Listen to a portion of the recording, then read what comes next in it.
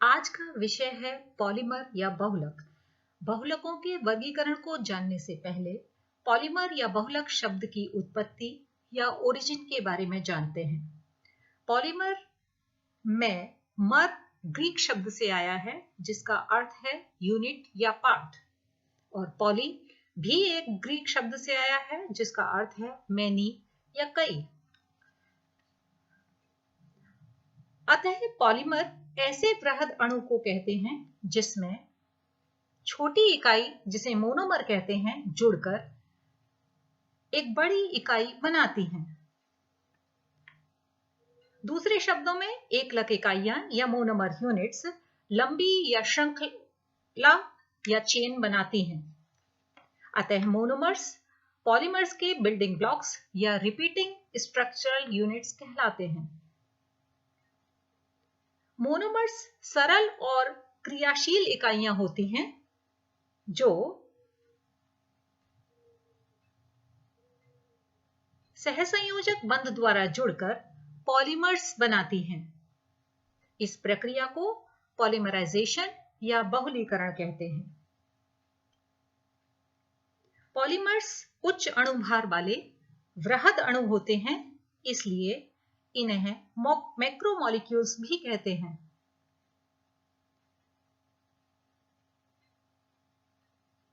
Polymers विभिन्न क्षेत्रों में अत्यंत उपयोगी होते हैं। इसी कारण पॉलीमर्स से आधुनिक जीवन में अत्यंत क्रांति आई है। पॉलीमर्स का उपयोग प्लास्टिक बाल्टियां, कप प्लेट्स, बच्चों के खिलौने, कृत्रिम कपड़े आदि बनाने में होता है। पॉलीमर्स से समाज में बहुत बदलाव आया है। पॉलीमर्स ने जीवन को बहुत आसान और सुविधाजनक बनाया है। पॉलीमर्स से बने अन्य सामान हैं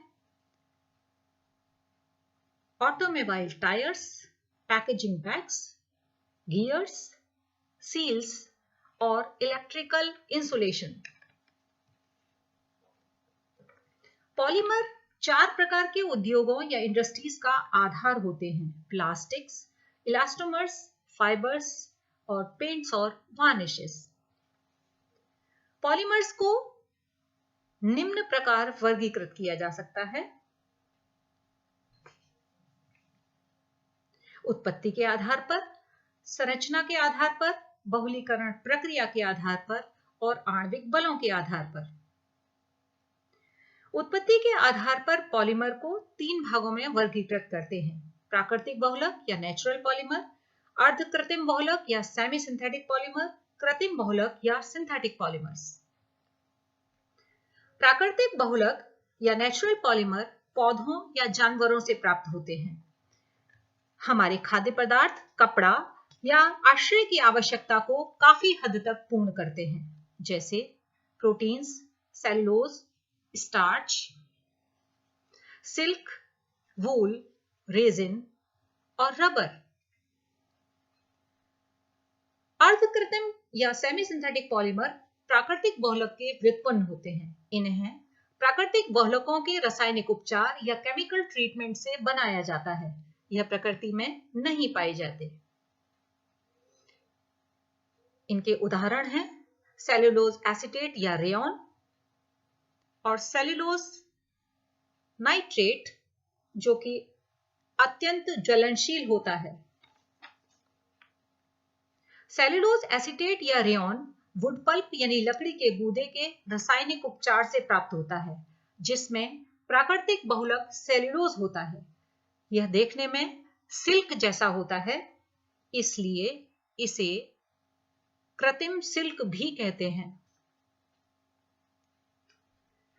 कृत्रिम बहुलक या आर्टिफिशियल पॉलीमर्स प्रयोगशाला में बनाए जाते हैं, जैसे प्लास्टिक, पॉलीथीन या पॉलीइथिलीन, फाइबर्स जैसे नायलॉन और सिंथेटिक रबर जैसे नियोप्रिन। पॉलीमर्स के निर्माण व उपयोग ने अत्यंत सामाजिक व आर्थिक विकास किया है। संरचना के आधार पर पॉलीमर्स को 3 भागों में बांटा जा सकता है: रेखीय या लीनियर पॉलीमर, शाखित या ब्रांच पॉलीमर, क्रॉसबंध या क्रॉस लिंक्ड पॉलीमर। आइए इनकी संक्षिप्त व्याख्या करते हैं। रेखीय या लीनियर पॉलीमर लंबी व सीधी श्रृंखलाओं से बने होते हैं, जैसे हाई डेंसिटी पॉलीइथिलीन या HDPE और पॉलीविनाइल क्लोराइड या PVC। शाखित बहुलकों या ब्रांच्ड पॉलीमर में सीधी श्रृंखलाओं के साथ साथ कुछ शाखाएं भी होती हैं। शाखित बहुलकों के उदाहरण हैं लो डेंसिटी पॉलीइथिलीन या LDPE। क्रॉसबंध बहुलकों को नेटवर्क पॉलीमर भी कहते हैं। इसमें श्रृंखलाएं आपस में मजबूत सहसंयोजक बंध से जुड़ी होती हैं।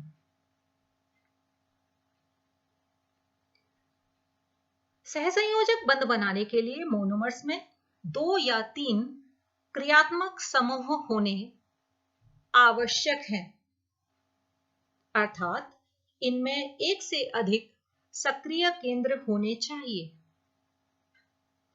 इसके कुछ उदाहरण हैं बेकेलाइट,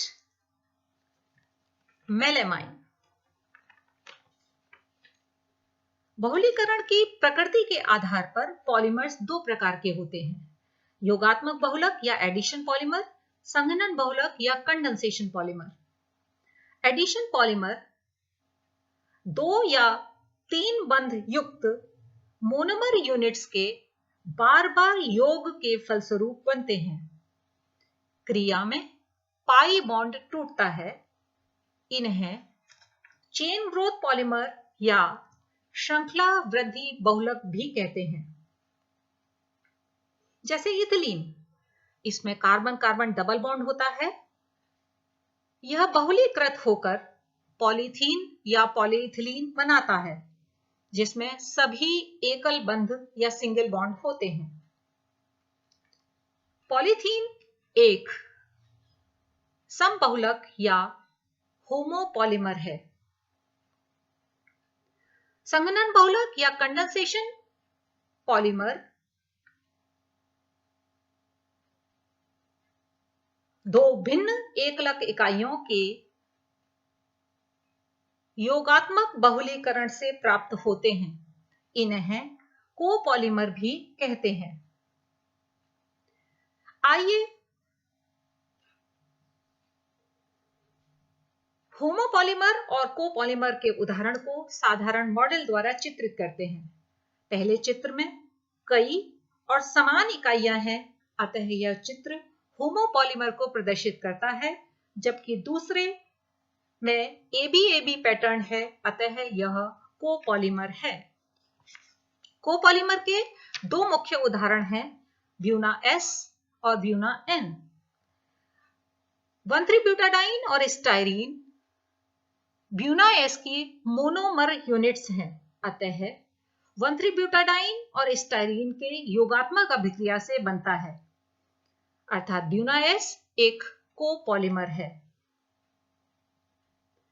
कंडेंसेशन पॉलीमर को क्रम वृद्धि बहुलक या स्टेप ग्रोथ पॉलीमर भी कहते हैं। यह 2 या 3 क्रियात्मक समूहों वाली एकलक इकाइयों की संघनन क्रिया के फलस्वरूप बनते हैं।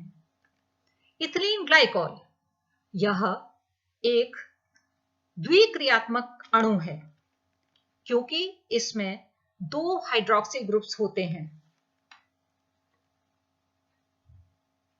संघनन बहुलीकरण में एक छोटे अणु का विलोपन होता है। यह छोटा अणु या तो जल हो सकता है या अल्कोहल या HCl अणु होता है। यहां इथिलीन ग्लाइकॉल की टेरिथैलिक एसिड से क्रिया दिखाई गई है। यह दोनों आपस में क्रिया कर पॉलीइथिलीन टरथैलेट या PET बनाते हैं। जब दोनों अणु जुड़ते हैं तो H2O अणु का निष्कासन होता है।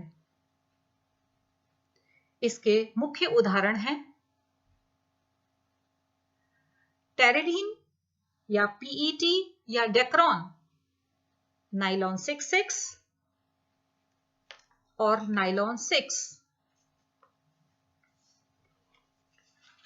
बताइए दोनों संरचनाओं में कौन सी संरचना संघनन बहुलक के लिए उपयुक्त है और कौन सी योगात्मक बहुलक के लिए। मोनोमर ए संघनन बहुलक बनाएगा क्योंकि इसमें 2 क्रियात्मक समूह हैं। यह केवलार जो कि एक पॉलीएमाइड है कि 2 में से एक एकलक इकाई है। मोनोमर बी, इसमें कार्बन कार्बन डबल बॉन्ड है, अतः यह योगात्मक बहुलक बनाएगा। मोनोमर बी पॉलीक्राइलोनाइट्राइल पॉलीमर की मोनोमर यूनिट है जो कि कालीन, कंबल, कपड़े आदि बनाने में प्रयुक्त होता है। आणविक बलों के आधार पर बहुलकों को 4 भागों में विभाजित करते हैं: इलास्टोमर, फाइबर्स या रेशे, थर्मोप्लास्टिक पॉलीमर और थर्मोसेटिंग पॉलीमर्स। चलिए एक एक करके इसका अध्ययन करते हैं और देखते हैं कि किस प्रकार उनके आणविक बल उनके भौतिक गुणों को प्रभावित करते हैं। इलास्टोमर, यह रबर जैसे ठोस पदार्थ होते हैं और रबर जैसे ही गुण होते हैं। इन पर वाह बल लगाकर यदि छोड़ दिया जाए तो यह पुनः अपनी आकृति ले लेते हैं। इलास्टोमर में श्रृंखला या चेन बहुत कमजोर अंतरा आणविक बलों द्वारा बनी हुई होती है। उनमें कुछ क्रॉस लिंकिंग भी हो सकती है। कुछ इलास्टोमर्स कोपॉलीमर होते हैं। इलास्टोमर्स के कुछ उदाहरण हैं: Buna S, Buna N, neoprene and rubber. Fibres या रेशे धागे बनाने वाले ठोस होते हैं, अर्थात इन बहुलकों को लंबे पतले धागों के रूप में लंबा किया जा सकता है। धागों में उच्च तनाव सामर्थ्य व उच्च मॉड्यूलस होता है, अर्थात ये बहुत मजबूत होते हैं। श्रृंखलाओं के बीच में हाइड्रोजन बॉन्डिंग होती है जो कि श्रृंखलाओं को क्लोज पैक स्ट्रक्चर या निबिड़ संकुल संरचना देती है। उदाहरण है नाइलॉन 6 और पॉलिएस्टर। आइए इसमें देखें कि कौन सा चित्र इलास्टोमर और कौन सा फाइबर के लिए उपयुक्त है। पहला चित्र फाइबर का है। श्रृंखला में निबिड़ संकुल व्यवस्था या क्लोज पैक स्ट्रक्चर है जिसके कारण संरचना की क्रिस्टल प्रकृति होती है। हाइड्रोजन बंध श्रृंखलाओं को सघन करते हैं। दूसरा चित्र इलास्टोमर का है। इसमें भी कुछ क्रॉस लिंकिंग होती है। इसमें श्रृंखला के बीच में अंतरा आणविक बल कमजोर हैं व श्रृंखला क्लोजली पैक नहीं है। थर्मोप्लास्टिक पॉलीमर वह होते हैं जो गर्म करने पर मुलायम और ठंडे होने पर कड़े हो जाते हैं तथा अपने गुणों को पुनः प्राप्त कर लेते हैं।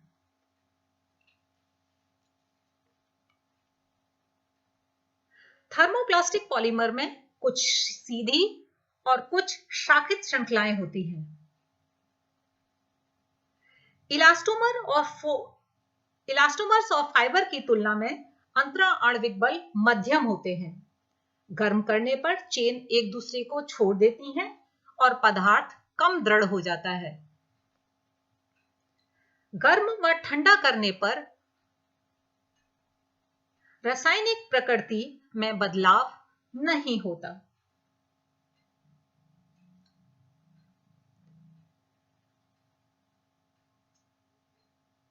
थर्मोप्लास्टिक्स को रिसाइकिल किया जा सकता है।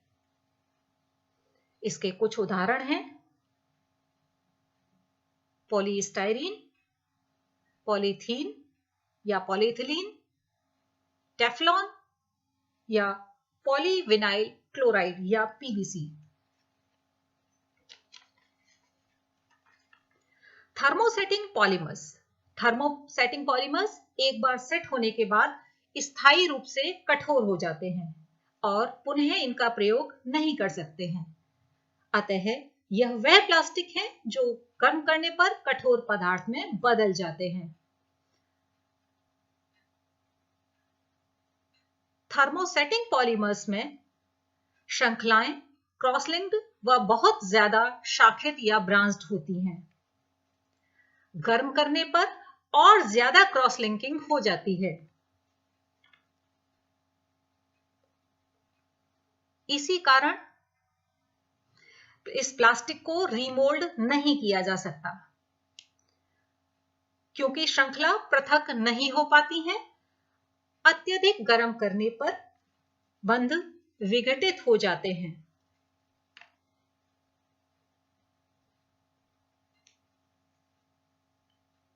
इसलिए रिसाइकिल कर इनको पुनः प्रयोग में नहीं ला सकते। उदाहरण है बेकेलाइट, मेलामाइन और यूरिया फॉर्मल्डिहाइड रेजिन। देखिए, बेकेलाइट में अत्यधिक क्रॉस लिंकिंग है